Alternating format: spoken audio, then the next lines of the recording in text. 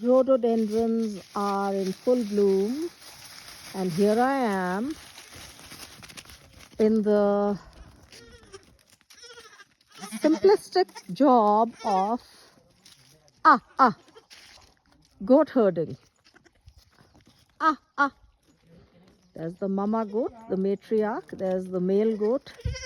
We had to tie his leg. He was bothering her, being a randy young fellow.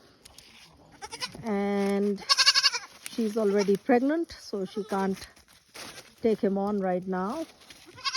Here we are in the forest. Generally passing a sunshiny day in a very regular activity which probably the ancestors used to do. For me, it's new, but it's as natural as nature can be. Once you mingle with nature, you get a taste of being natural.